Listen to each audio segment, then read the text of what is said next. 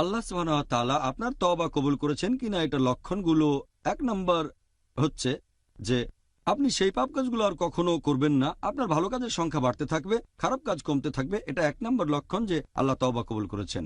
দুই নম্বর হচ্ছে আপনি আল্লাহ সুবহানাহু ওয়া তাআলাকে ভয় করবেন। তিন নম্বর হলো আপনি অনুশোচনা করবেন আল্লাহ সুবহানাহু ওয়া তাআলার কাছে, আল্লাহর কাছে ক্ষমা চাইবেন।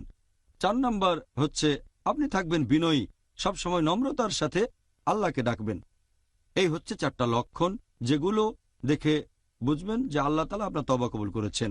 আর আল্লাহ যদি কারো তওবা কবুল না করেন, তখন তার তওবাতে ঘাটতি থাকবে, সেই পাপ কাজ করে সে আনন্দ পাবে, আর পাপ কাজগুলো সে করে যেতেই থাকবে। এটা এক নাম্বার। দুই নম্বর, সে নিশ্চিত হয়ে থাকে যে তার তওবা কবুল হবে, সে যেন পাপ মুক্ত, আর অবশ্যই আল্লাহ তাআলা তাকে ক্ষমা করে দেবেন। এটা দুই নম্বর। তিন নম্বর হচ্ছে যে তার চোখ কাঁদবে না আর মন শক্ত হয়ে যাবে। চার নম্বর, সে যা করবে তার মধ্যে ভালো কাজের সংখ্যা বাড়বে না, সৎ কাজ বৃদ্ধি পাবে না।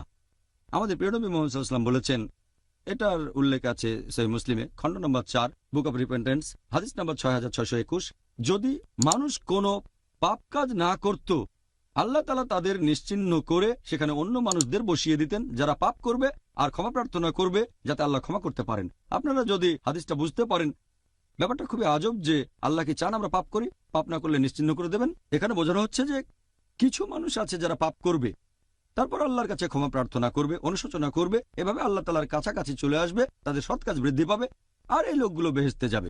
আবার অন্যদিকে কিছু মানুষ ভালো কাজ করবে আর তারা দম্ভ করবে, এটা নিয়ে তারা গর্ব করবে, এটা তাদেরকে নিয়ে যাবে দোজখের আগুনে। তাই আল্লাহ বলেছেন, যদি মানুষ কোন রকম পাপ না করত, আল্লাহ তাদের বদলে এমন মানুষ আনতেন যারা পাপ করে ক্ষমা প্রার্থনা করবে আর আল্লাহ তাদের ক্ষমা করবেন। তার মানে আপনাকে হতে হবে বিনয়ী। তাহলে আল্লাহ তওবা কবুল করলে তার লক্ষণগুলো এরকম।